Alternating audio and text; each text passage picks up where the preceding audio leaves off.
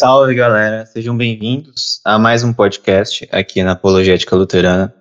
Meu nome é Victor Hugo e talvez os novos integrantes, os novos seguidores da Apologética não me reconheçam. Eu fiquei muito tempo distante aí do projeto, me distanciei um pouco, mas agora eu tô de volta. E eu, o Juan e o Matheus, que fundamos, né, a Apologética, então eu faço parte desde o início, mas aí eu decidi me afastar um pouco e hoje em dia eu tô de volta para um tema, como vocês já viram aí no título, é um pouco abordado em nosso contexto. E aí, quando a gente tem uns temas assim que a gente não sabe bem para onde vai, a gente chama esse cara, que vocês já sabem quem que é, que é o Moacir. Então nós estamos querendo, o tema é misticismo luterano, mas na verdade a gente está querendo abordar uma coisa assim um pouco mais ampla, não necessariamente um misticismo luterano, mas falar sobre misticismo cristão, um contexto histórico mais amplo do cristianismo. Uma introdução sobre o assunto. É uma introdução, é claro, né? Porque, assim, é um assunto extremamente extenso, tanto é que a gente não tem roteiro, a gente vai aqui no Igual Flow Podcast, tá? Por que não tem roteiro? Já deixa eu explicar isso aqui, eu tava até explicando pro Moacir por que não tem roteiro, que não é um assunto confessional, ponto. Entendeu? Então, assim, tu vai lá no livro de Concórdia, na fórmula de Concórdia, nos artigos de Smalcald, na Confissão de Augsburgo, nada disso. Então, não é algo dogmático da teologia cristã, da teologia luterana, perdão. Então, não vai ter lá Jacob Boehme, não vai ter Paracelso lá nos teólogos luteranos. Então, é claro que eles podem citar. Eu acho que o Lutero, eu me lembro de já ouvir uma citação de Lutero, de Paracelso e tal. Mas, assim, dogmaticamente falando, não. Então, é uma coisa mais livre e tal. Então, eu falei, bom, vai ser interessante a gente fazer sem perguntas, porque eu acho que desenrola mais o assunto. E se tiverem dúvidas, é claro, também falem aí nos comentários aí que a gente vai respondendo. Mas o que você tem para nós aí, Moacir? A primeira pergunta que eu faço para você, depois eu posso responder também. O que seria esse misticismo luterano, esse misticismo cristão, e como diferenciar um ponto de vista místico em relação à doutrina cristã, às escrituras de um gnosticismo ou uma coisa mais esotérica, assim? Tem que identificar o que é misticismo em si. Misticismo não é um fenômeno ativamente cristão ou luterano, ele é um fenômeno religioso. Né? Você tem, por exemplo, você pode ter uma prática mística islâmica, isso acontece, existe todo um misticismo islâmico. Você pode ter isso dentro do catolicismo romano, como vários místicos medievais provam isso. Thomas A. Kempis, aqui está o Tauler, tem outros que entram nessa brincadeira, mas você tem misticismos mais antigos, aí você vai, por exemplo, pegar um Iambílico. Iambílico é um cara que ele era um filósofo lá do século III. Ele era um platonico, ele tinha uma noção meio estranha de teurgia, né? Ele tinha toda uma série de ritos, etc., para te aproximar das divindades e não sei o quê. Então, tem uma ampla gama de misticismos. Por que isso acontece? Porque, basicamente, o misticismo ele é uma forma de piedade. Então, se você tem um credo, você quer ser piedoso a esse credo, você vai desenvolver uma forma de piedade. Então, por exemplo, assim, as boas obras dentro da teologia cristã são formas de piedade. Você tem, essa é uma maneira. Ou é uma forma de piedade, e assim vai. Então, são expressar essa fé. Então, por isso que você tem essa questão. E quando chegando mais perto do cristianismo, essas coisas, é óbvio que o misticismo ele não nasce num vácuo teológico, mas ele vai pegar vários dentro da teologia e vai enfatizar alguns, interpretar outros de uma outra maneira, e assim vai. Então, por exemplo, quando se fala de um misticismo católico romano medieval, existem outros misticismos por aí. Mas você tinha muito essa questão de negar-se a si mesmo, então você vai se esvaziando dos seus pecados e aquela coisa toda, vai criando uma relação com Deus, e para isso você cria todos esses ambientes de monastério, não sei o que, ou tu vai pro meio do mato, ou tu vira meio que um São Francisco de Assis, alguma coisa assim você faz. E aí você vai cortando essas ligações com o exterior, com o lado de fora, para focar no interno e na relação da tua alma com Deus. Né? Então, por exemplo, vamos ver se o Victor Hugo sabe a teologia medieval dele aí. Eu entendo isso aí que você está falando, Moacir. Então, E eu considero essa posição, esse ponto de vista, uma espécie de negação do absoluto de Deus, entende? Porque assim, Deus, eu tô tomando um café aqui, tá, galera? Então se eu dar umas paradas aí é porque eu tô tomando café. eu também. Deus se materializou, certo? Jesus Cristo veio como homem, veio como verbo, se materializou e viveu entre os homens. Então, o ponto de vista de que você tem que se afastar da sociedade, tem que se afastar dos seres humanos, viver no monastério, para só assim você alcançar patamares de santidade, né? Você atingir, você estar mais próximo do divino, né? Que de fato é um ponto de vista místico, mas eu acredito que seria quase que um esoterismo mesmo, porque Isso. você exclui grande parte do corpo eclesiástico. Das pessoas que congregam, exclui. Nem todo mundo consegue viver no monastério e tal. Então, assim, esse ponto de vista de santificação católico da Idade Média, eu acho que é uma certa negação do poder divino. Então, e assim, isso junta com outro detalhe, que isso é fato, assim, basta você começar a olhar o catolicismo da época. A fonte de piedade mística da Idade Média, ela é muito mais extra-bíblica que bíblica. Então você vai ter todas as tradições e dos medievais, aquela coisa toda, as devoções de Maria e aquela coisa toda, e você vai criar uma série de tradições místicas, uma série de tradições esotéricas, você vai criando diversas tradições dentro dessa mística, vamos dizer. Ramificações, né? Isso. Mas, só para atar a pergunta que eu ia fazer, sabe qual que era o livro da Bíblia que era mais comentado na Idade Média? Qual o livro da Bíblia mais comentado da Idade Média? Essa foi uma pergunta boa. Gênesis? Cântico dos Cânticos. Cântico dos Cânticos, olha. Cântico dos Cânticos. Porque se entendia aquela relação ali entre a alma da pessoa e Deus. Entendi. Então não era uma coisa, entre aspas, obscena. Não, era a alma da pessoa e Deus se conversando, etc. O que também indica essa pegada mais mística, né? A interpretação de hoje em dia é que seria a igreja, né? Então seria essa relação entre a igreja e Deus, assim. Sim, assim, mil maneiras de interpretar. Até porque é um livro poético, né? Então não tem como você falar. Pode ser no sentido literal também, pô. Pode ser dois casais também, um casal também, e aí, entendeu? Mas então, algo que eu queria falar, eu tava lendo um antropólogo que ele fala, eu sou péssimo para nome, mas eu tinha até anotado o nome, que eu esqueci o nome do livro. Ele fala justamente ele estuda um pouco sobre a história das religiões e tal, e ele inicia lá desde o Homem da Caverna, né? E aí, quando a gente analisa, do ponto de vista cientificista, né, claro, você analisa o Homem da Caverna, tenta entrar na cabeça daquele Homem da Caverna, né? Ele fala mais ou menos assim. Você entra na cabeça daquele Homem da Caverna, ele consegue observar as estrelas, a floresta, ele consegue observar toda a natureza.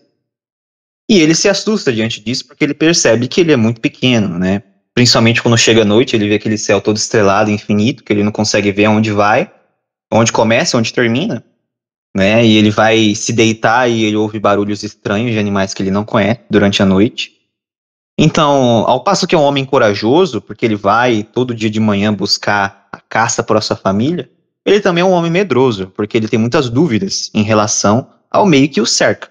Então, assim, ele não sabe o que pode acontecer com ele, né, se ele sair no meio da floresta sozinho. Então, por isso que o ser humano ele desenvolveu esse medo da noite justamente por causa disso, né? E aí, esse homem da caverna, porque ele não consegue descobrir o que é isso, o que está por trás de tudo isso, ele começa então a divinizar. Então, quando a gente vai lá sobretudo na cultura egípcia, existe uma personificação da natureza muito forte, né? Então, algo que já não existe muito na cultura grega. Você consegue perceber que na cultura egípcia existia uma personificação das coisas muito forte. Como se desenvolveu a divinização do rio Nilo, por exemplo? Porque o rio Nilo foi e é até hoje o rio mais importante para a economia e para a sobrevivência daquele povo, do povo fenício que estava ali, né? Então, fenício não, perdão, o povo faraônico, que habitava aquela região. Então, ou seja, como você não consegue explicar os fenômenos, você acaba divinizando os fenômenos, entendeu? Então, eles não sabiam como que a enchente do rio Nilo fazia com que as plantações, né, davam frutos, então eles começam a criar divindades divindades para fertilização, para sobrevivência, e começam a fazer isso de maneira personificada. Então eles pegam os gatos lá e falam, o gato é Deus tal e etc. Né? E aí, e o ser humano sempre teve isso, e trazendo isso para o cristianismo, né? Ele começa a falar que lá no início do cristianismo você vai existir algumas ondas ali de místicos, né? Que começam a pegar a doutrina cristã e começam a fazer justamente isso aí que tu disse. Quando o ser humano não consegue explicar algumas coisas, ele começa a divinizar, né? Então ele começa justamente a criar esses rituais místicos, e aí vai entrando no esoterismo, ocultismo, né? Só que o problema disso é que você vai se afastando do povo. O próprio sentido de esoterismo é justamente essa coisa oculta que poucos têm acesso, diferentemente do exoterismo, né? O exoterismo é a doutrina, é as palavras que o povo, todo mundo tem acesso.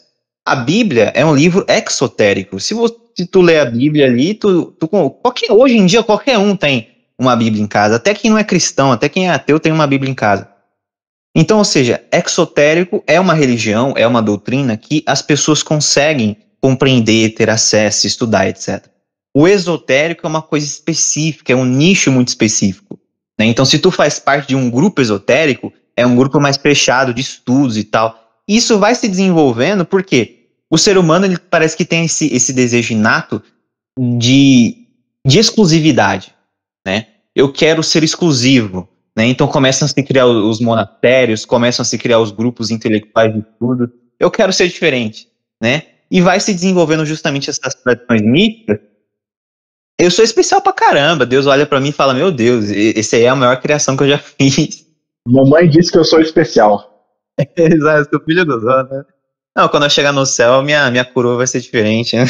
Enquanto as dos outros vai ser de ouro, a minha vai ser de diamante.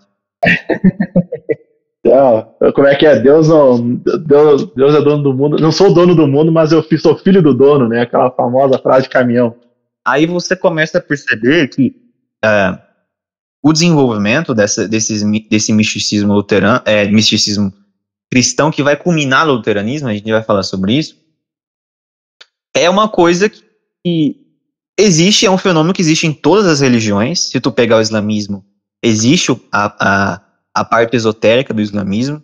Se tu pegar, sei lá, qualquer outra religião, budismo, por exemplo, existe a parte esotérica do budismo. Então, toda religião vai ter essa segunda face, digamos assim. Então você tem a face esotérica e você tem a face exotérica, né? E do cristianismo começa a se iniciar já desde o início, né?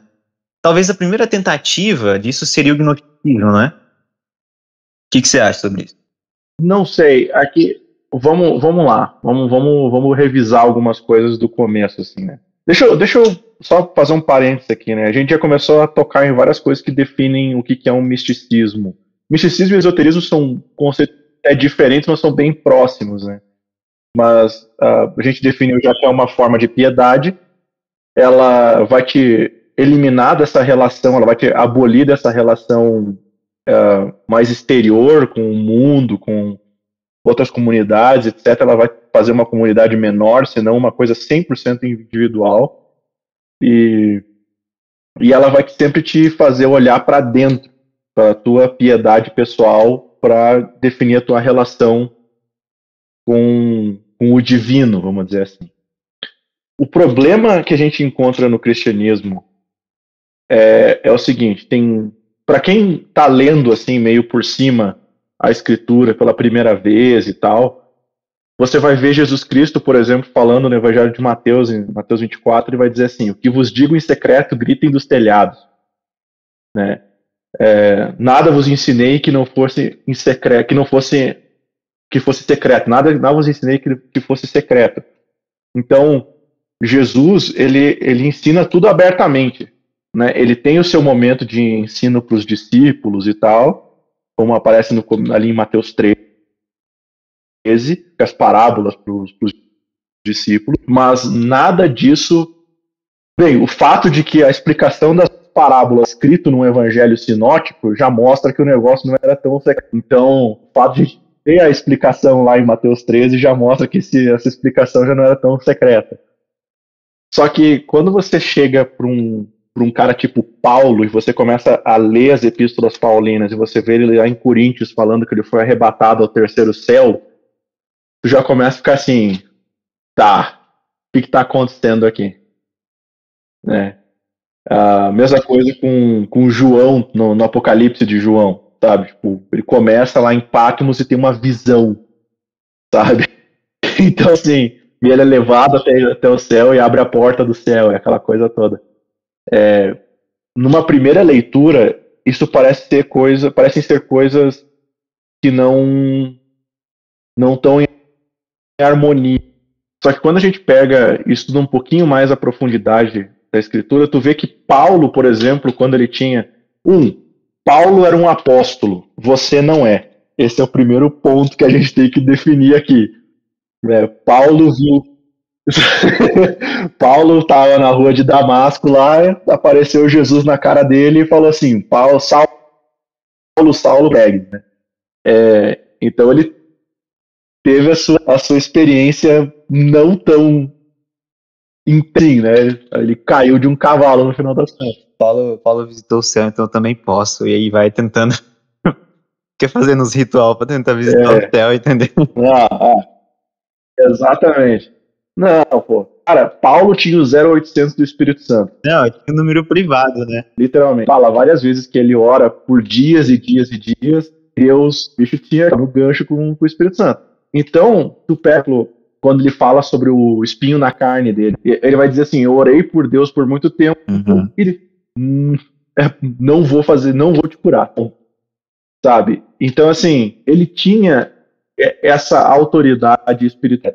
A gente não está negando disso. A gente não está negando isso. O que se nega é que nem todos têm isso. E no cargo do cavalo, você não presenciou Jesus Cristo ali na ressurreto, aparecendo diante dos teus olhos, passando por porta, passando por janela e não sei o quê. E aqui a gente não é calvinista de achar que Jesus entrou pela janela enquanto ninguém estava vendo, né? Lá em João 20. Pô, isso é sacanagem. Pô, Calvino escreve isso, cara, isso é sacanagem demais. Misticismo envolve alguma forma de carismatismo. Misticismo cristão geralmente envolve uma forma de carismatismo, né? Que é a ação direta do Espírito Santo na vida daquela congregação, na verdade, na vida daquela pessoa. Porque quando se fala de carismatismo na Escritura, nunca é para uma pessoa específica. É sempre para um contexto maior de uma congregação, de uma igreja sendo estabelecida, de um milagre que precisa ser visto, e as pessoas creem, aquela coisa toda. Então, assim, nunca é uma coisa tão... que vai se tornar depois, né, de o Espírito Santo tocando a tua alma em específico e ninguém tem essa experiência, né? Uhum. Então, ninguém tem proveito dessa experiência além de você. Então, esse é um outro elemento do misticismo todo, as experiências. Esse sentido, Moacir, a gente fala sobre as experiências místicas, mas quando a gente vai comparar as religiões, a gente percebe que o cristianismo é a religião que mais populariza as experiências místicas em relação às outras, né? Porque quando você pega o budismo, por exemplo, as experiências místicas do budismo, elas se tornam, acabam sendo exclusivas aos monges, né? Os monges budistas. Você pega outras religiões, as religiões indígenas, por exemplo, é exclusivo àquelas castas superiores. Então, só as castas superiores que fazem aquelas experiências. Então, assim, a gente não estou entrando nem no mérito se é moralmente correto, enfim, ou do ponto de vista cristão se está certo ou errado, mas falando exclusivamente das experiências místicas, é algo muito de castas, né? É algo muito de grupos específicos que fazem aquilo ali, etc. E claro, o judaísmo também é assim. Então você pega os povos hebreus, só os sacerdotes que faziam parte do sacrifício, né? Então eles representavam o povo ficava do lado de fora e eles faziam sacrifício, ou seja, eles que tinham um encontro com Deus, né? No cristianismo isso se muda. Qualquer um consegue ter um encontro com Deus no sacramento. Então, quando nós temos a compreensão de que o sacramento é o corpo e o sangue de Cristo, essa é a maior experiência mística que alguém pode ter, se encontrar com o próprio Deus. E isso, qualquer cristão que é batizado e tem fé em Deus, consegue. Aí que a gente vai na tal da união mística, né? Exatamente. E você muda o objeto. Nesse instante, o encontro com Deus não se faz mais através de orações extensas ou através de sacrifícios pessoais, né? Ou seja, vou viver no monastério isolado a vida inteira e isso vai me aproximar de Deus. Porque agora, a maior proximidade que alguém pode ter de Deus se faz no sacramento, né? Então, ou seja, sobretudo no luteranismo, nós que preservamos a comunhão das duas espécies, do corpo e do sangue de Cristo, ou seja, essa união completa, esse contato completo com Deus, é a maior experiência mística que alguém pode ter. Porque isso é superior a qualquer oração de 10 horas, entendeu? Você está literalmente recebendo Deus assim, ali. Vamos passar algumas coisas, assim. A ideia de você se isolar numa comunidade, você ter um ensinamento secreto, alguma coisa assim, essas são todas coisas que apareceram no começo do cristianismo, né?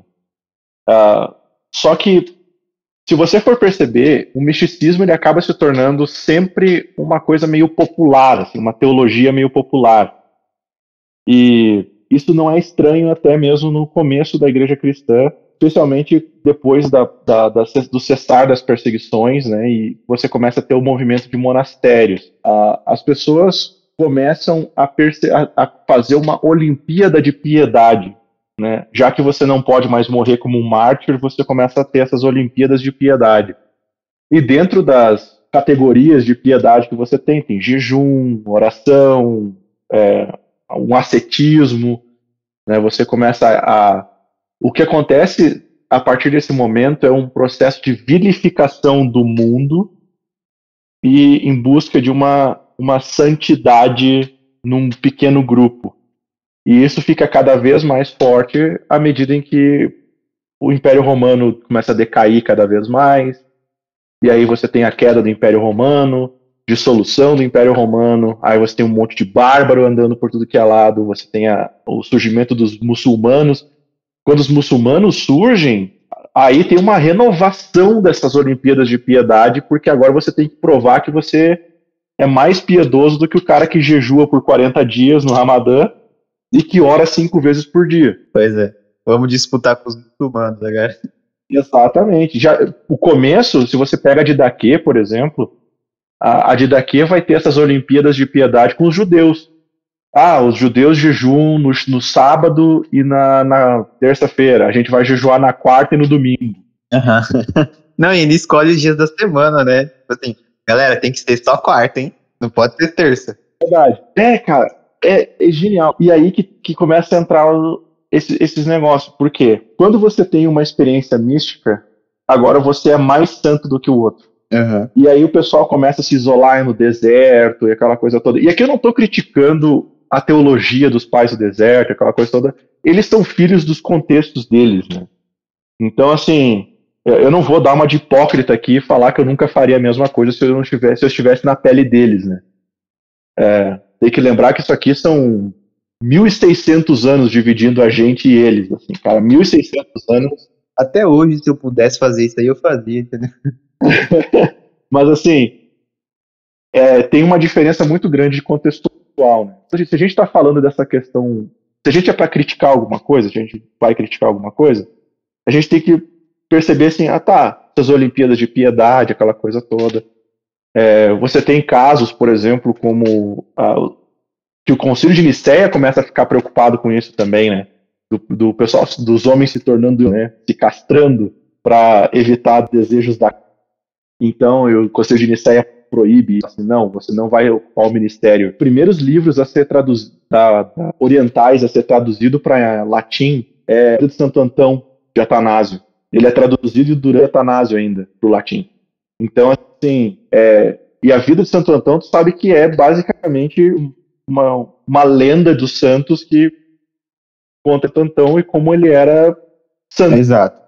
Então, assim, essas são coisas que vão começar a entrar da teologia popular e que depois vão confirmadas pelo dogma da igreja, para usar a frase do Karl Adams, né? Karl Adams escreve um livro chamado O Espírito do Catolicismo. Ele é um teólogo do período do Vaticano I, pré-Vaticano II. E ele escreve que a teologia católica romana basicamente surge dessa teologia popular e depois é só ratificada pelo magistério, né?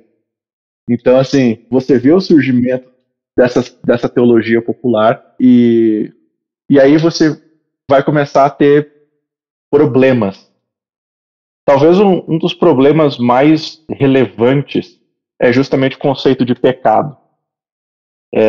Da ideia de que você tem uma preservada, linda, maravilhosa dentro de você, que o batismo, ele limpa o pecado e você fica, a concupiscência não é pecado. A vontade de pecar não é pecado, apenas o pecado realizado. Já no século V tem gente que não acreditava nisso, tipo Agostinho. Agostinho era o cara que falava que concupiscência é pecado, a vontade de pecar é pecado. Mas outros já vão ser um pouco mais lenientes com isso, né? Aí a teologia medieval, ela vai começar a surgir, esse misticismo medieval, ele vai começar a tentar enfatizar essa eliminação dos pecados praticados. Aí que o monacal fica muito mais forte, aí que nessas ordens para ver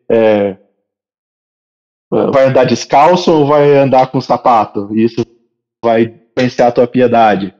Você vai se entregar para a gula ou vai fazer jejum, mais essas coisas assim. Quando chega na época do Lutero, você tem várias correntes de misticismo que estão vivas na igreja. Todas elas tentando reavivar da sua maneira essas Olimpíadas da Piedade e chegar nas experiências místicas como descritas na Imitação de Cristo, por exemplo, do Thomas A. Kempis. Outros místicos como Meister Eckhart, o Tauler, etc., eles todos vão falar desse isolamento que você tem que ter. Você elimina o pecado e vira para dentro de si. Mas isso aí é interessante, desculpa interromper, foi mal. Mas isso aí que tu falou, eu achei interessante, porque tem um escritor, o Leif, escreve L-A-I-V, ele é um escritor francês, e ele fala um pouco sobre essa ideia do misticismo. Ele define bastante o misticismo como sendo a união da pessoa, do eu, ou seja, do indivíduo, né, com o absoluto, né, e isso aí é subjetivo, cada religião define o que é o seu absoluto. As religiões monoteístas vão dizer que o absoluto é Deus, e as religiões não monoteístas vão dizer que o absoluto seria a natureza, o universo, as divindades, etc., que se revelam de diversas formas, né? Como o hinduísmo e tal. Tratar com uma ideia nova, né? Isso não é uma ideia nova. Isso é uma coisa que ela foi sintetizada em Cleópatra de Alexandria. Cara, ninguém ouviu falar de Cleópatra de Alexandria. Eu não surpreendo assim que ninguém ouviu falar dela. Ela era uma alquimista. Ela era uma alquimista e mística pagã que viveu em Alexandria. Ela foi discípula de Zósimos, ou Zósimos foi discípulo dela, alguma coisa assim. Zósimos é outro que ninguém ouviu falar, mas era outro pagão desses aí, alquimista e tal. E ela é tida como a criadora do Ouroboros. Pro ouvinte aí que não sabe o que é o Ouroboros, é uma cobra que come a si mesma. Assim, ela come o próprio rabo. E se você assistiu, agora eu vou meu momento otaku aqui, se você assistiu Fullmetal Alchemist, é o símbolo do Fullmetal da alquimia, que é a cobrinha comendo a si mesma, o símbolo dos homúnculos lá também. O Ouroboros, basicamente isso. E do lado desse Ouroboros está escrito a seguinte frase: um é tudo, tudo é um. Que é justamente essa ideia de unidade dentro de um cosmos. Porque se você lembrar das divindades pagãs, etc., todos fazem parte do cosmos. Isso também é uma coisa interessante sobre o cristianismo. O cristianismo tem um Deus fora do cosmos, né? Manda aí. Não, interessante, o Moacir. Desculpa te interromper aí, mas uma vez eu estava lendo sobre que eu gosto, uma das minhas partes assim estranhas é que eu gosto demais da cultura egípcia, né? Então assim, eu estudo pra caramba, porque sei lá, os povos antigos, assim, dos gregos, dos fenícios, de todos, os egípcios pra mim é os que mais me fascinam, assim. Inclusive eu acho os gregos muito sem graça, acho eles bem chatos. Mas os egípcios são muito interessantes. E uma vez eu estava lendo sobre uma interpretação da arte egípcia, que tem uma arte egípcia que é tipo assim, de um corpo deitado assim, e uma espécie de uma linha bem redonda que cobre esse corpo assim tal. Claro, tem mais alguns simbolismos assim, mas o que eu lembro é basicamente isso. Não tem um nome específico, porque os artistas egípcios não davam nome às suas obras, então não tem um nome para isso. Senão eu passava para vocês pesquisarem. Mas só pesquisar arte egípcia no Google que vocês vão ver bastante coisa. Acho que tem como vocês verem isso aí.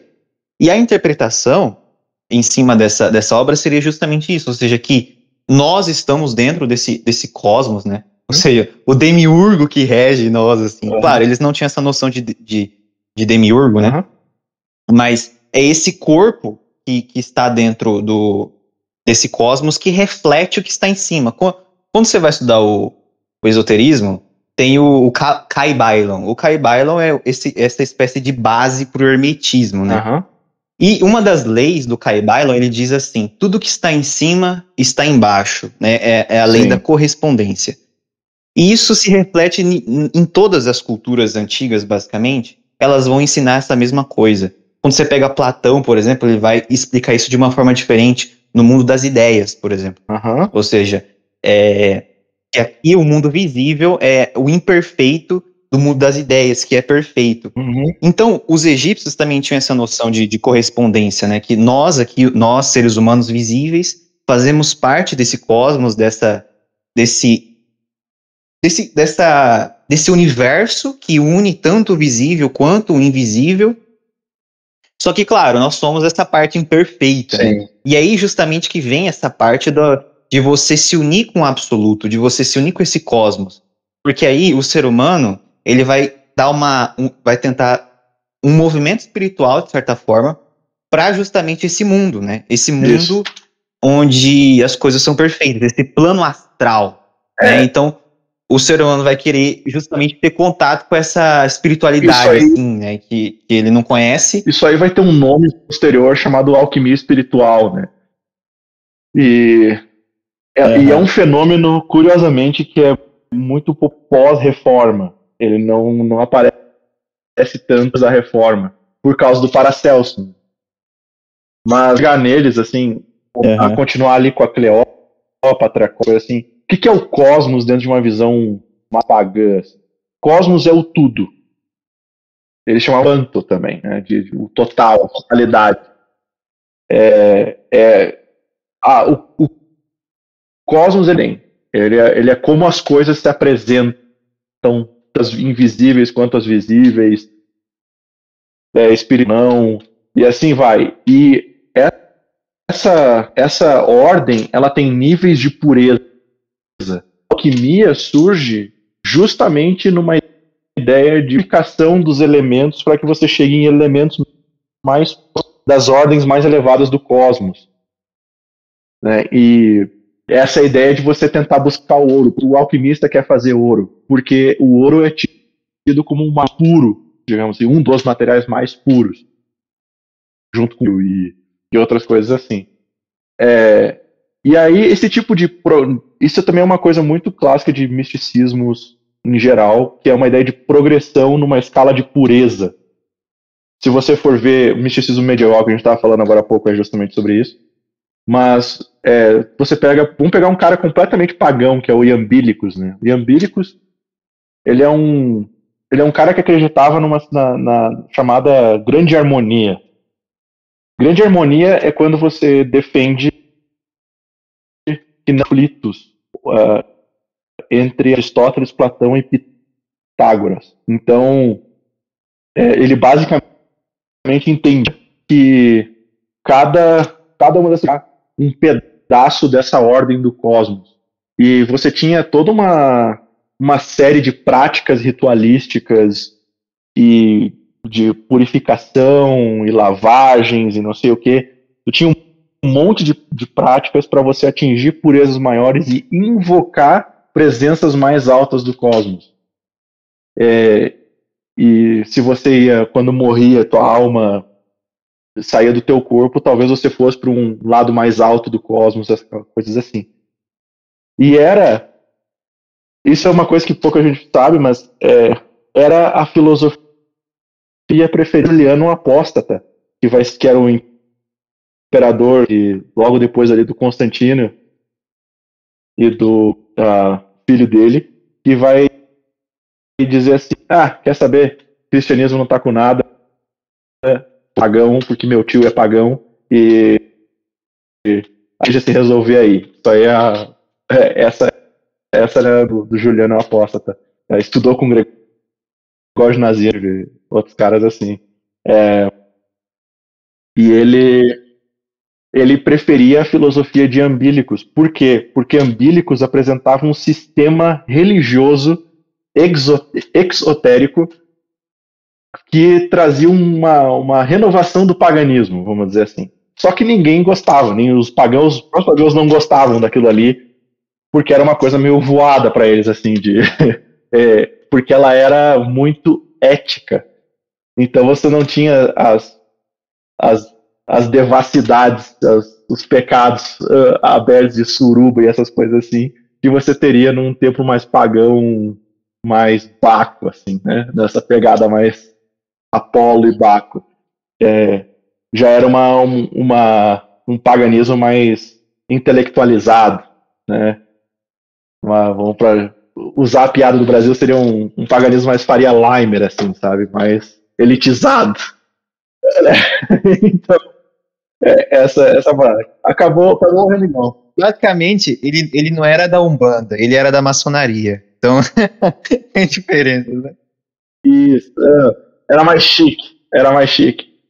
Mas era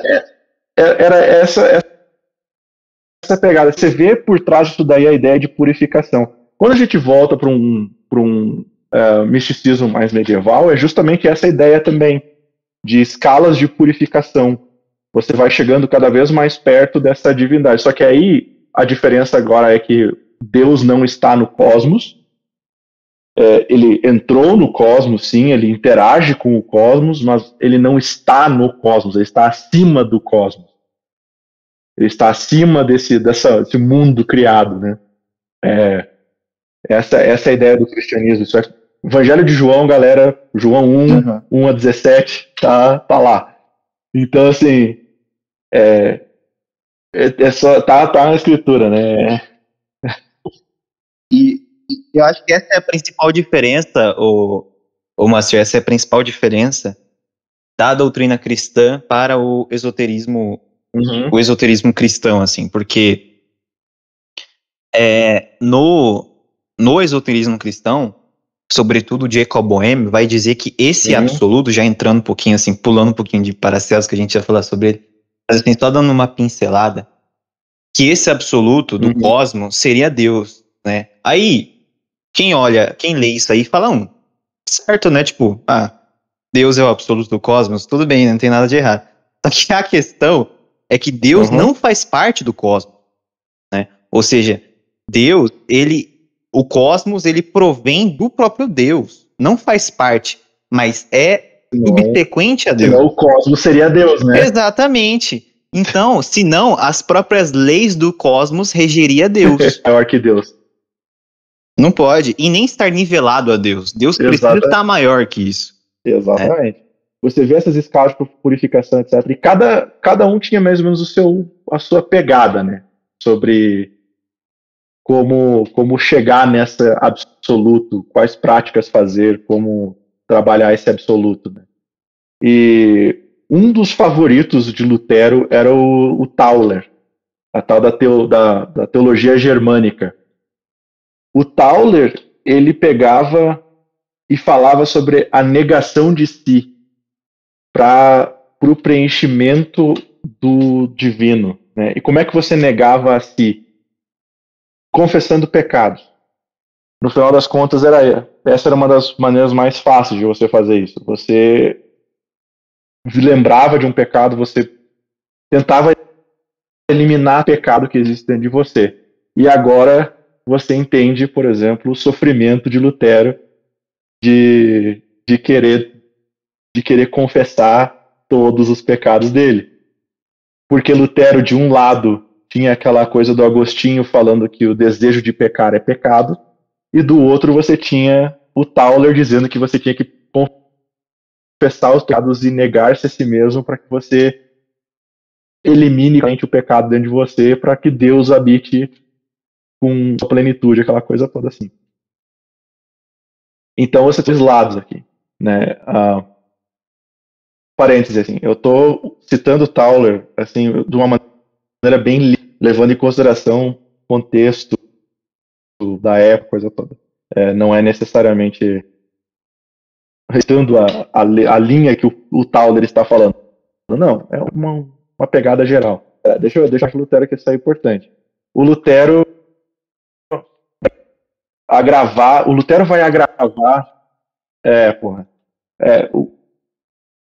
ele vai ao pecado original com isso daí.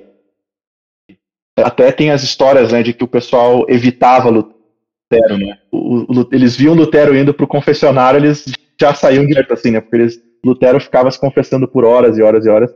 E ele sempre foi muito frustrado nas suas experiências místicas, porque ele não conseguia alcançar elas por sempre se ver pecaminoso. Então, aí, só para finalizar assim, que a Taube, mestre do Lutero, digamos assim, o confessor dele, fala assim: Lutero, tu tá muito chato. Tu tá daí, você não tá pensando, vai pegar um doutorado em Bíblia aí, vai pensar em outra coisa, porque se você ficar pensando só nos teus pecados, nunca vai dar certo. E foi assim que Lutero vai fazer o seu doutorado em Bíblia. É muito desse jeito. Assim. Bom, só dando uma pincelada o que tu vai falar aí? Sobre Lutero, eu acho que Lutero, ele representa, de certa forma, os cristãos em geral, normais, entende?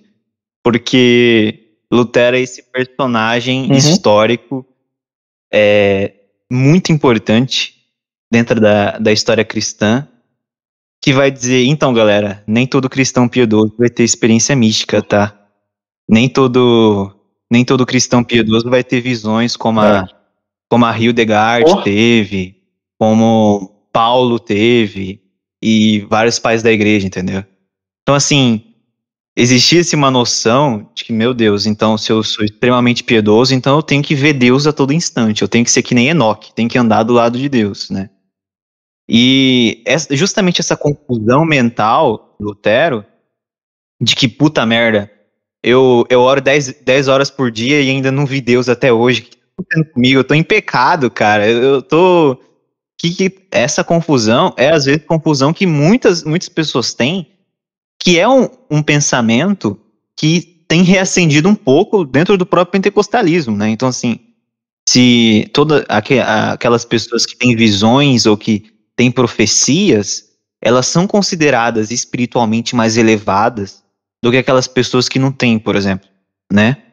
Tipo, eu falo em língua estranha, você não fala, então, assim, eu sou mais elevado espiritualmente que você. E Lutero vai ser justamente... ele vai trazer justamente a doutrina de cristã de, galera, nem todo cristão piedoso vai ter visões transcendentais, entendeu? Porque o cristianismo não é baseado nisso. E aí entra a teologia da cruz, né? O cristianismo é baseado na maior revelação de Deus, que foi o Cristo crucificado. Nós devemos nos apegar a isso, né? Quando nós comemos do corpo e o sangue de Cristo, é nossa experiência mística. E não ficar vendo visões celestiais, anjos. Aí que começa as definições sobre o que significa misticismo dentro de uma teologia mais próxima da luterana, essas coisas assim. Não tem como você olhar para dentro de você e encontrar Deus. A única maneira que você tem de encontrar Deus é olhando para fora. Essa é uma distinção luterana, uma daquelas distinções luteranas, tipo lei, evangelho, diante de coram Deo, coram mundo, Sirmo justus et peccator, ao mesmo tempo justo e pecador. Tem uma que é pouco falada, que é ad intra versus ad extra, que é para dentro e para fora. O luterano, ele não olha para dentro, ele olha para fora. E esse é o grande ponto da teologia da cruz, por exemplo. No debate de Heidelberg, Lutero vai dizer que o teólogo da cruz, ele olha para as costas de Deus. Ele olha para aquilo que parece desprezível, mas para Deus é algo maravilhoso. E aquilo que nos parece maravilhoso é algo desprezível para Deus.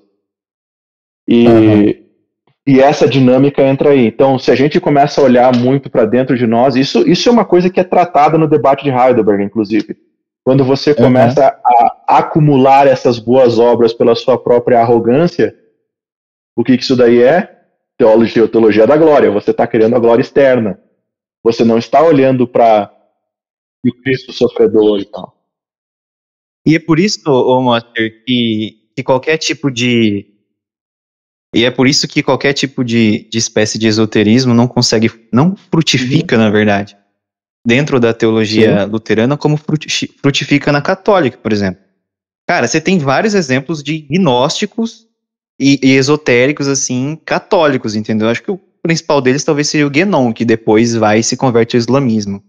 Porque são coisas que conseguem frutificar dentro do catolicismo, que simplesmente, por uma coisa extremamente básica dentro do luterismo, que é justamente isso que você acabou de falar, já encerra de vez qualquer noção de que através das suas práticas, das suas obras, você vai conseguir uma ascendência espiritual e você vai ser exclusivo no céu, entende? Então, assim, a cruz é para todos aqueles que buscam a cruz, né? Não é para alguns. E aí a gente entra no Jacob Boehme, por exemplo. Mas antes de chegar nele, vamos continuar com mais detalhe. Qual que é uma das clássicas marcas do misticismo cristão? É o monopólio sobre as obras do Espírito.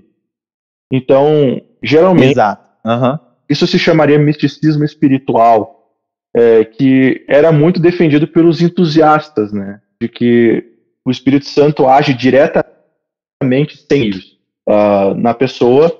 E aí, assim, o que você tem que fazer para que o Espírito Santo haja diretamente na sua vida, aí vai depender de cada teólogo, né? O Calvino, querendo ou não, é um entusiasta, acredite ou não, é só ler as institutos, você vai perceber isso, que o Espírito Santo age diretamente no eleito. O Zwingli é um entusiasta, o Karlstadt é um entusiasta. Todos os que tiram a ação do Espírito, os meios, que são os sacramentos, vão ser graças, eles vão defender uma forma, seja mais branda, agressiva, de um misticismo espiritual. E você vê isso, por exemplo, no lado mais calvinista, vai chegar, por mais que você vai negar a experiência mística mais forte, você não vai negar, por exemplo, as questões ascéticas de uns puritanos, aquela coisa toda, de como é que você tem... As práticas puritanas, elas têm uma carga muito grande. E depois nos pietistas também. Mas antes de chegar lá, você vê que vai, vamos dizer assim, trancar a ação do Espírito Santo no artigo 5 e no artigo 7. Ou seja, você não tem acesso ao Espírito Santo diretamente e acesso ao Espírito Santo isolado da igreja, isolado da congregação.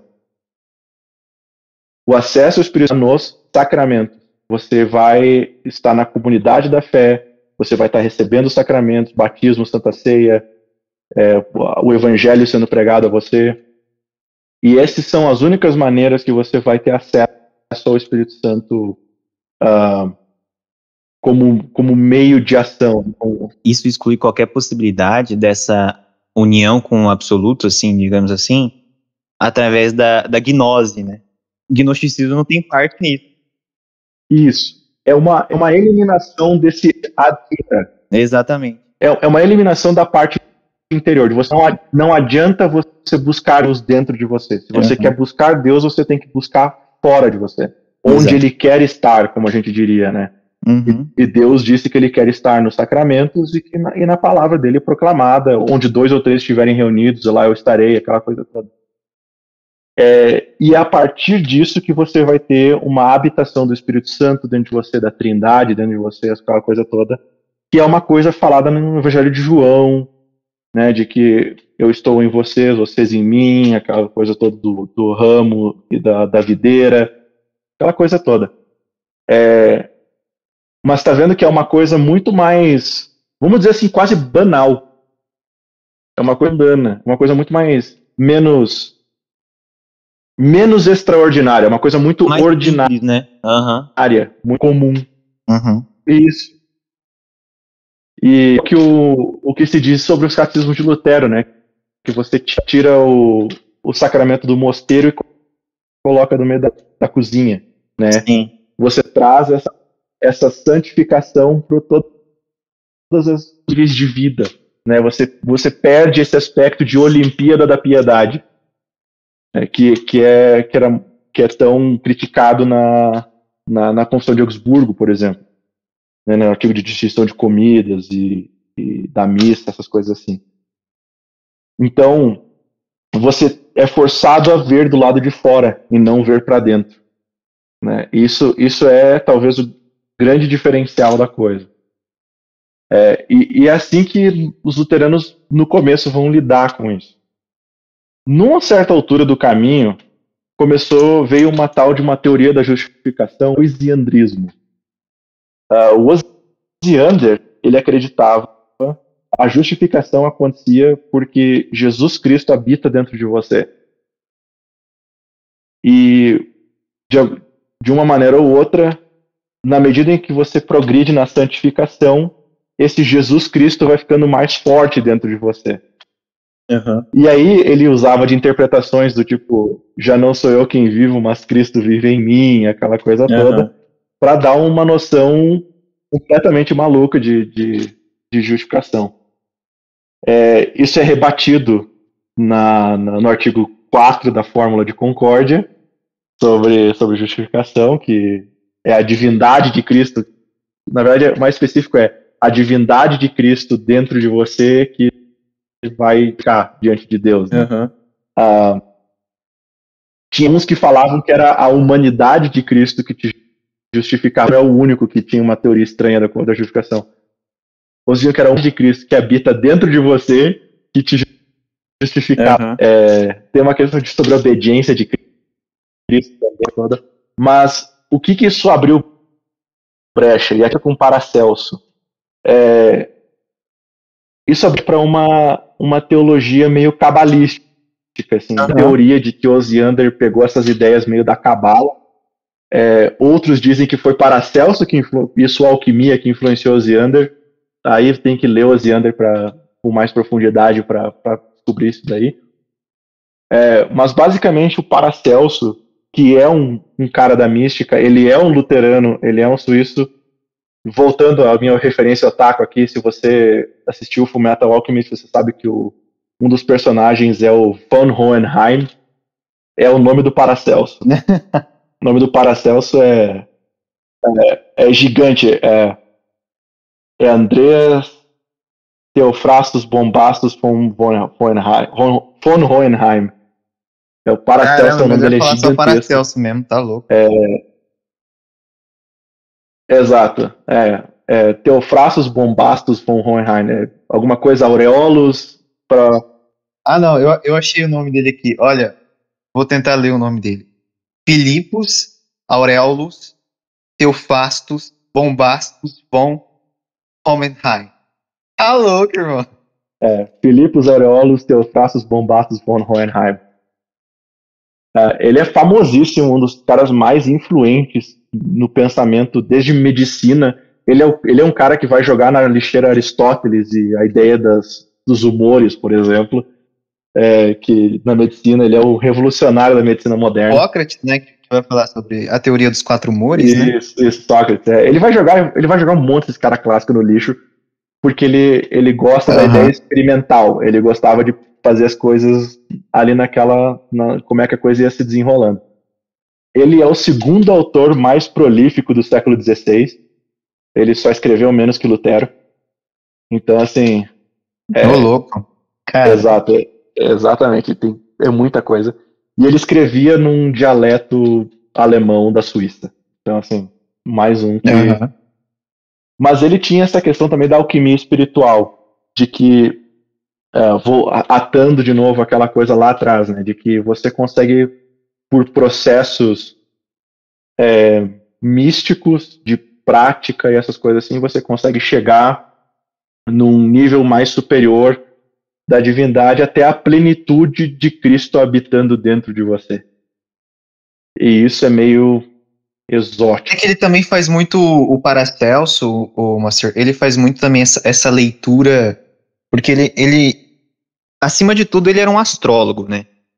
Então, ele faz muito essa leitura da natureza, do universal para o particular. Eu me lembro de ter lido nas Chaves da Alquimia, que acho que é um livro mais famoso dele, A Chave da Alquimia, que ele diz que algo mais ou menos assim: é bem verdade que os astros podem nos matar ou nos ferir.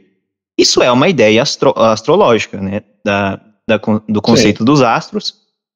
Então, a energia ou a vibração dos astros pode influenciar o ser humano até matar ou ferir ele. Então, para além desse conceito de, através dessas práticas alquimistas, né, espirituais, você consegue essa ascensão, você também consegue fazer uma leitura dos universais, né, ou seja, não dos universais do ponto de vista filosófico, mas dos universais da natureza mesmo, e interpretar isso para si mesmo, né? Isso. Então, foi de fato um astrólogo que é lido até hoje, né? Mas, então ele tem essas duas pegadas, né?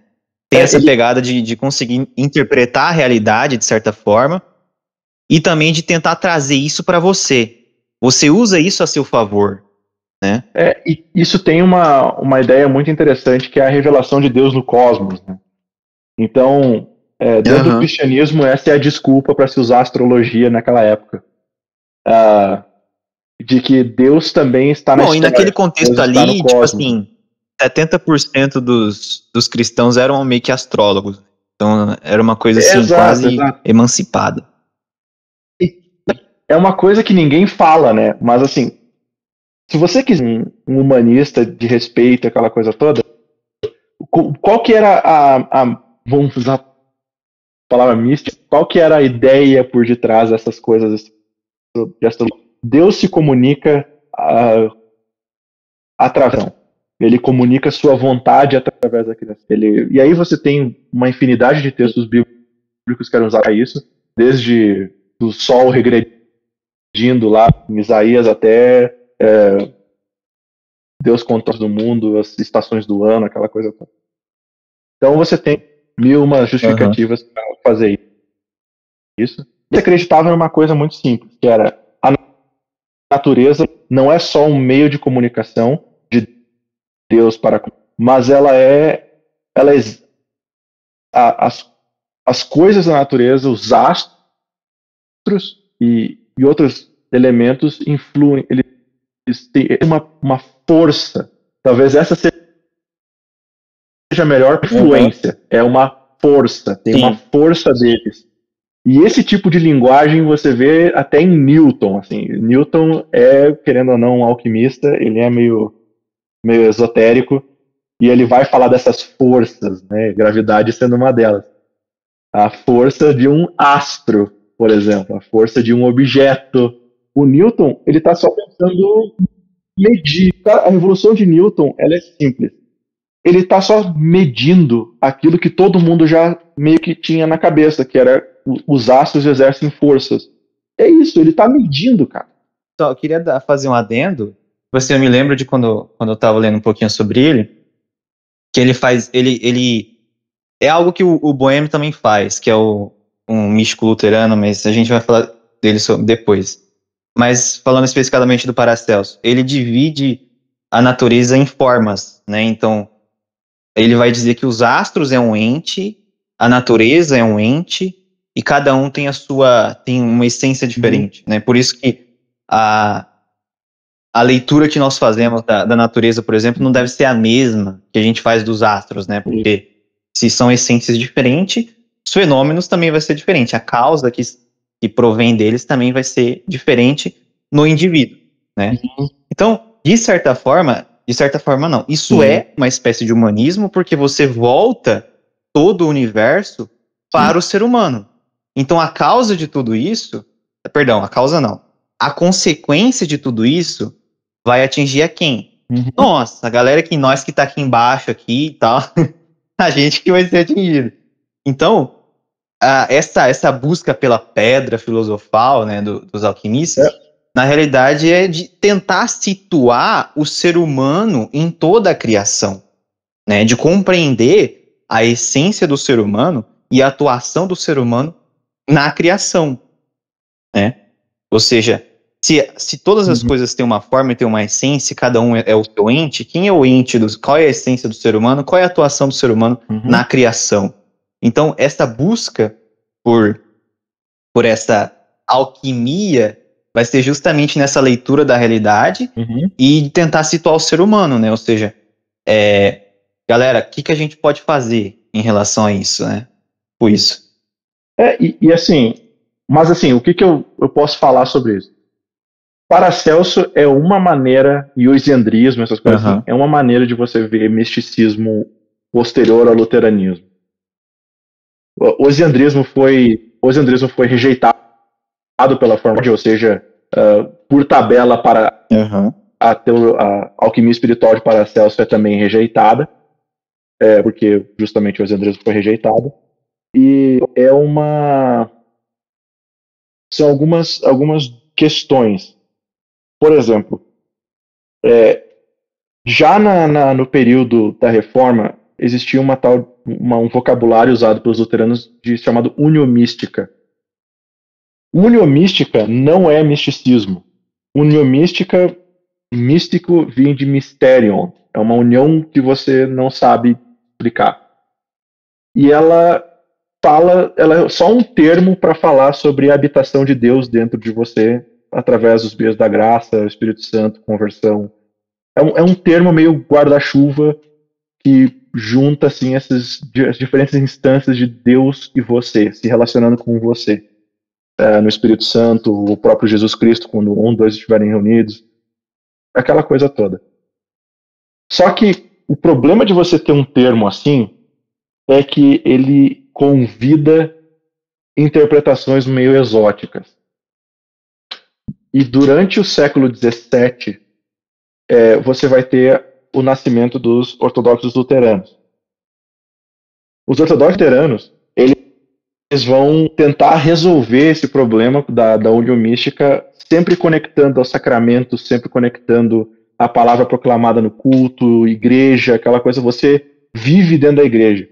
Eles vão pegar aquela ideia do oratio, tentatio, meditatio do Lutero, especialmente o meditatio, e vão botar essa meditação como a ida ao culto também, a prática das boas obras com o teu próximo, e assim vai. Então, a meditação ela é feita não de uma maneira introspectiva e intelectual, ela é feita na prática da fé cristã.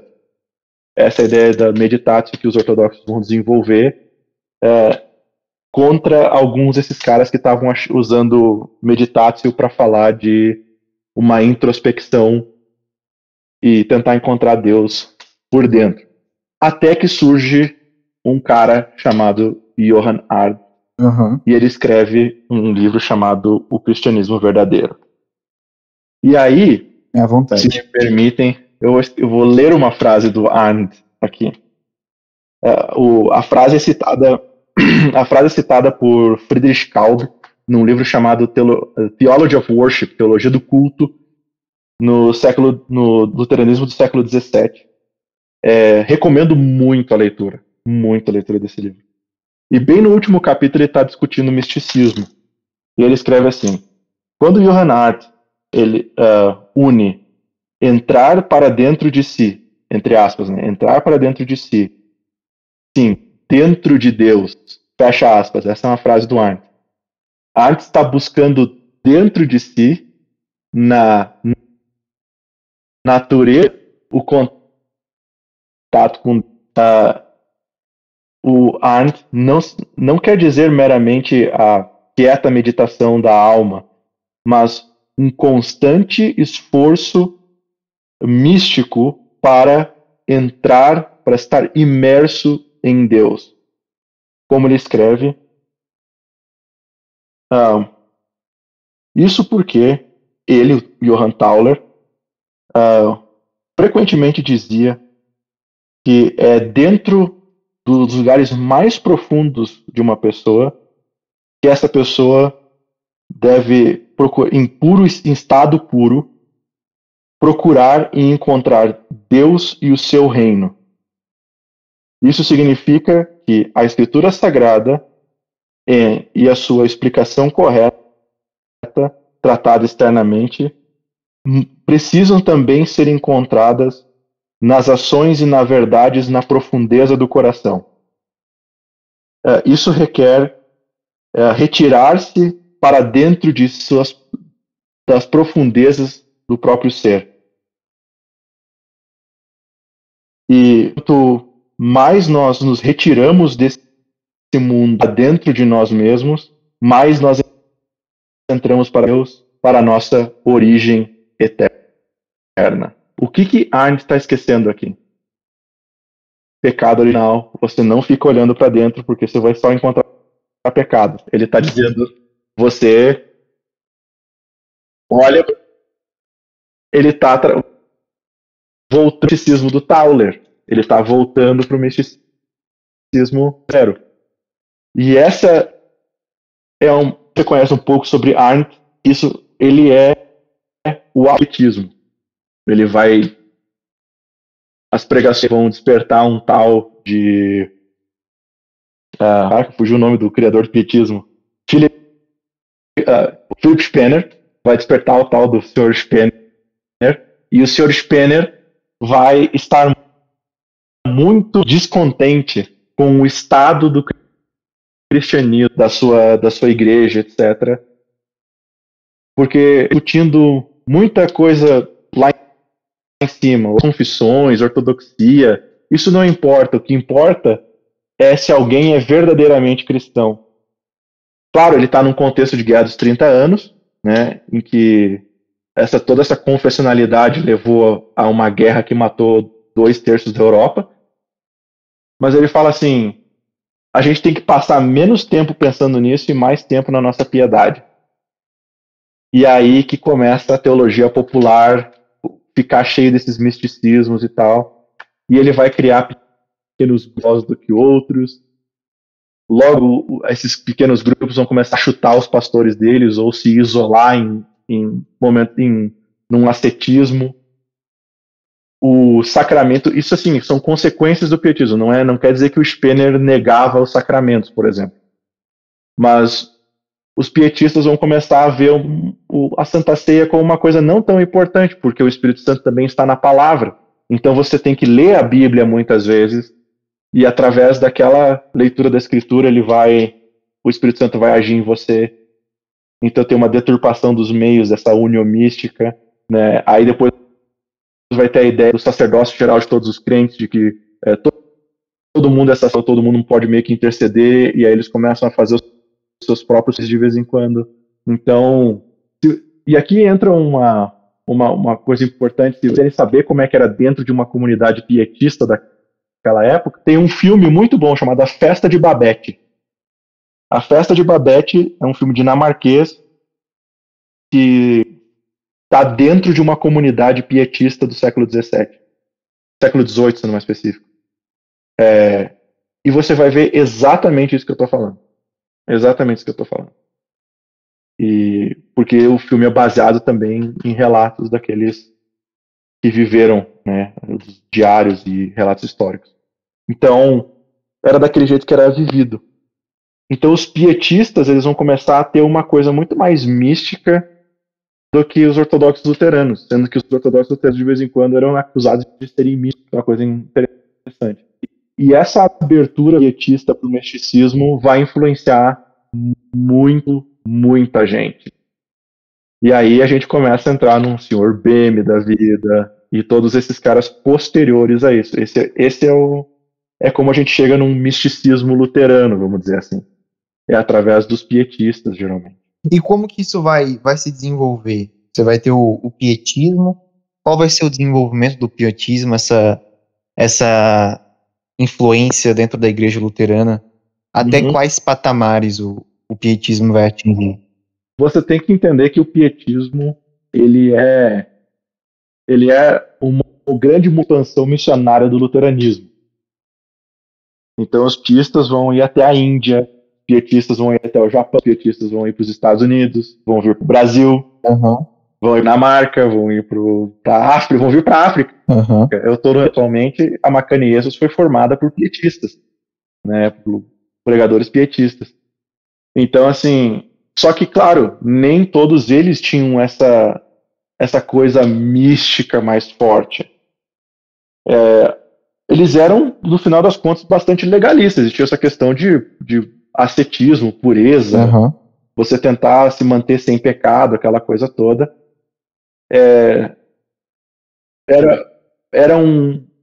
Para alguns deles era uma coisa meio inconsciente. Era uma coisa que eles não pensavam muito.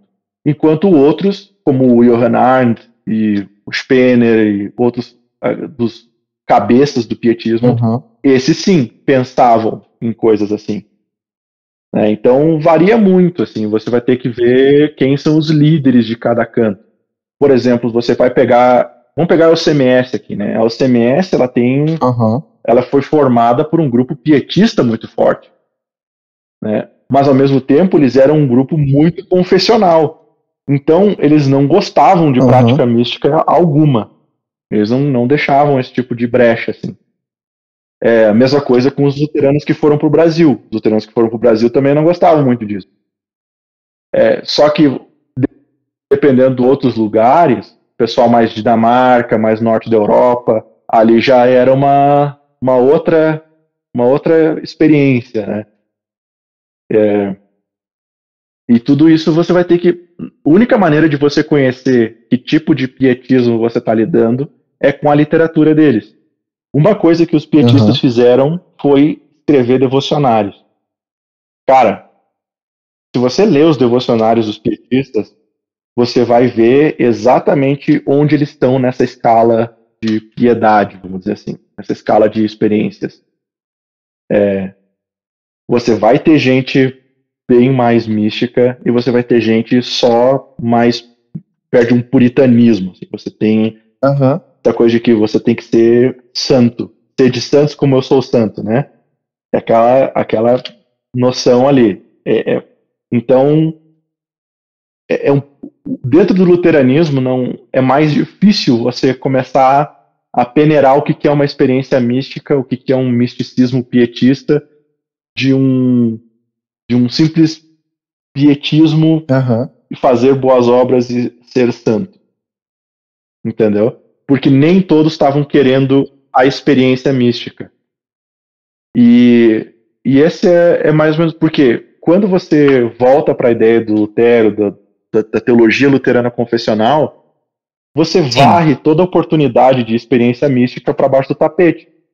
É impossível, porque você não é incentivado a olhar para dentro de você, você só encontra Cristo, você só encontra Deus e Cristo na Escritura ou nos sacramentos. Você rejeita aquela ideia do Osiander, da justificação ser só Cristo morando dentro de você. Então você não é convidado a fazer nenhuma prática mística pelas amarras da teologia, né? É só quando vira uma teologia mais popularesca e você perde essa parte dogmática que você tem essa brecha mais mística. E mesmo assim, ela se confunde muito com meras boas obras ou legalismo, entende? Moralismo. E esse é o problema de você identificar um misticismo luterano, entre aspas. O que é diferente de você quando você vai às vertentes do cristianismo, né, em que você, dentro de certos... Vamos pegar aqui, o que é o metodismo? Se não é um método de você ter uma experiência mística. Mas aí que eu vejo essa diferença, o Moacir, do luteranismo, talvez, do misticismo luterano, de certa forma, de outras religiões. Eu tenho um trecho aqui do Jacob Boehme que eu vou ler aqui, e aí depois eu vou dar uma explicada. O Jacob Boehme, na obra mais conhecida dele, que é A Aurora Nascente, ele diz bem assim: então, o que ainda está oculto? A verdadeira doutrina do Cristo? Não. Mas a filosofia e o verdadeiro fundamento da divindade, da alegria celeste, a revelação da criação dos anjos, a revelação da horrível queda do demônio, da qual o mal proveio, a criação deste mundo, o profundo fundamento e mistério do homem e de todas as criaturas deste mundo, do juízo final, da renovação deste universo, o mistério da ressurreição e dos mortos e da vida eterna. Então, o que o Jacob Boehme está dizendo? Ele está falando que, bom, a verdadeira doutrina cristã não está oculta, mas a verdadeira filosofia. E aí, esse que eu vejo que é o grande problema, porque o misticismo luterano, ele seria a distinção de doutrina e filosofia. E isso, para mim, é um grande problema. Porque se você parte do pressuposto de que a doutrina cristã não explica a ressurreição, não explica a morte de Cristo, não explica os mistérios do homem, não explica os principais fundamentos da doutrina cristã, que é o que ele está dizendo aqui, né? Ou seja, o fundamento da divindade, o fundamento de Deus, está dizendo que as escrituras e a doutrina cristã é insuficiente. Então, as escrituras não são suficientes, então a gente precisa, através do método filosófico, através da gnose, né, através das ciências ocultas, descobrir qual que é o fundamento da divindade. Então, já que as escrituras não explicam, então a gente vai explicar. É de certa forma, um pretenciosismo muito grande. Então, acho que isso que é o distingue, e talvez seja até muito mais perigoso, porque de um lado você tem práticas místicas que se resume basicamente a práticas mesmo de físicas, né? E já nesse sentido, o misticismo luterano seria talvez, de certa forma, até mais perigoso, porque visto que nós, luteranos, já negamos e condenamos através da fórmula de concórdia todas essas práticas legalistas que vão ser, às vezes, até restauradas pelos pietistas, então a gente fica no campo do pensamento. Então o que a gente vai fazer? A gente vai considerar que as escrituras não explicam tudo e a gente vai tentar explicar isso aqui, né, que é o que o Jacob Boehme está dizendo. Então, assim, a verdadeira doutrina de Cristo não está oculta, mas a explicação de todas as coisas está. Isso não faz sentido dividir a doutrina da filosofia. Não. Né? Por isso que eu digo que o Boehme é bem luterano, né? Ele não é luterano, no final das contas. Porque ele está indo contra os princípios da fórmula de concórdia. Né? A fórmula de concórdia é muito clara. Exatamente. Bem no comecinho dela, vai dizer assim, ó, tu só Deus através disso aqui. Aí os ortodoxos luteranos têm aquele famoso termo chamado cruz do teólogo, né? Crux theologorum, cruz dos teólogos. Que é, meu amigo, a tua razão só pode ir até onde a Escritura revelou. Se passou do que a Escritura revelou, velho, abandona. Então, tu vê que o Boehme, ele já está muito mais distante. Ele está muito mais, na verdade, próximo de uma época até pré-Tomás de Aquino. Assim, ele já está numa época, assim, uma analogia de uma época em que você conseguia chegar em Deus através da razão. Essa é outra coisa. Para ele afirmar esse tipo de coisa, ele precisa negar que a imagem de Deus está perdida. Ele precisa negar que a racionalidade está corrompida. Então, só que se você é um luterano de verdade, você já ouviu essa frase de que a razão é a prostituta do diabo. Então, assim... Exatamente. Não é luterano. Então é muito estranho você ouvir alguém dizer... Você pode dizer assim, ó, ele é um gnóstico com influências luteranas. Ele vai usar um vocabulário luterano. Ele vai ter um contorno luterano. Beleza. Eu estou muito mais tranquilo assim, dizer que, por exemplo, o Arndt é um místico mais luterano. O Arndt, sim, ele é um luterano. Só que ele está numa limiar assim, meio estranha de pecado original, olhar para dentro de si, aquela coisa toda. Ele já é uma coisa mais difícil de você lidar. Então, por isso que eu não sou muito de botar no mesmo balaio ele e os pietistas. E nem todo pietista é um místico desse. Essa é uma coisa que eu quero deixar claro também. Nem todo pietista é um Arndt. Nem todo pietista é um Spener. Nem todo pietista é um cara que vai tentar alcançar Deus através das suas experiências práticas. Às vezes ele só quer mais piedade. Ele quer ser um cristão com maior piedade. É só isso. Só que eles continuam trabalhando ainda dentro de um luteranismo. Pode ter pontos errados, aquela coisa toda, mas aí é uma discussão para outra hora. Mas eles não negam as confissões, eles não vão negar os sacramentos, eles não vão negar essas coisas assim, eles não vão negar que a razão é a prostituta do diabo. E assim vai, eles não vão negar o pecado original. Então, é por aí que tem que ter cuidado, né? Então, eu ainda colocaria o Paracelso dentro de uma ideia mais luterana, mas o Boehme já é uma coisa completamente bizonha.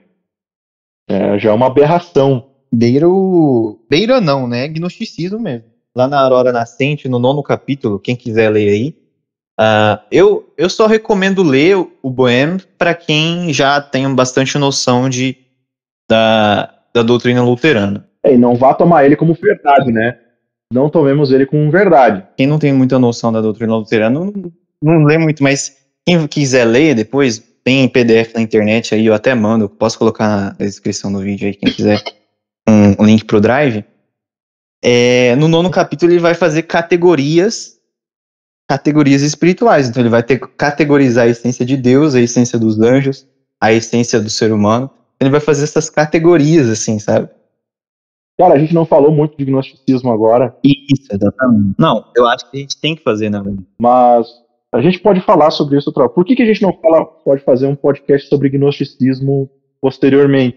Porque é um assunto que vale a pena falar e ele é muito longo. Ele é um assunto muito longo. Então, assim, vamos encerrar por aqui.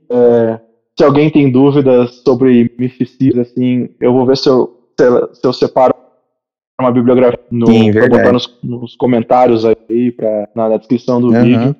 É um assunto muito caótico, muito longo, porque ele não, é raro você ter uma literatura sobre ele, a não ser que você esteja dentro de outros ambientes. A gente, por exemplo, deixou passar no ortodoxia oriental, misticismo dentro do islamismo por cima, e tem vários pontos de misticismo aqui, só que o que nos é de interesse é falar sobre a influência mística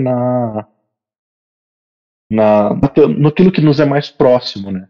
E é basicamente isso. Entrou de uma maneira meio caótica, que assim, uma conversa meio aleatória. A gente deu mais uma contextualização mesmo. E demos uma contextualização. Uma introdução. Sem roteiro, entendeu? Uhum. Mas foi interessante. A gente, ao menos os personagens principais aí da Idade Média, o início da igreja, a gente conseguiu abarcar. É mais para quem não tem zero noção ao assunto mesmo, ter um pouquinho de noção aí. Vou indicar também umas obras na descrição do vídeo, quem quiser pesquisar na internet, comprar. Mas é aquilo, né? Só lê quem já tem uma base boa, porque se a primeira obra que tu for ler de luteranismo for Boheme, por exemplo, ou for Paracelso, já tá começando errado. Você tem que ler esses caras depois que já tenha lido o livro de Concórdia, já tenha lido Lutero, já tenha lido Chemnitz, aí beleza, aí você lê esses caras. Mas antes disso, a Bíblia, né? Antes disso, não faça isso. Mas então é isso, Monster. Mais alguma coisa pra dizer? Não, é isso aí, cara. 2 horas já, tá na hora de... Então, pessoal, deixe seu like aí descansar. Deixe seu like aí no YouTube aí, nos ouça no Spotify, compartilhe aí os nossos podcasts nos stories aí, marque a gente. Espero que vocês tenham gostado desse tema, como o Moacir disse, né? Qualquer dúvida, coloque aí na descrição, nos comentários, a gente vê se a gente responde. Vamos ver se futuramente a gente faz mais vídeos, mais podcasts, só que aí com assuntos específicos, né? O gnosticismo específico, a gente pode pegar também alguns misticismos mais específicos, né? Tipo, vamos falar sobre o misticismo islâmico, por exemplo, a gente faz um podcast só sobre isso. Esse foi mais uma introdução mesmo, bem geralzona, assim. Quem sabe futuramente a gente pode fazer mais coisas. E é isso, pessoal. Muito obrigado, vocês tenham gostado e até a próxima. Grande abraço, bênção de Deus.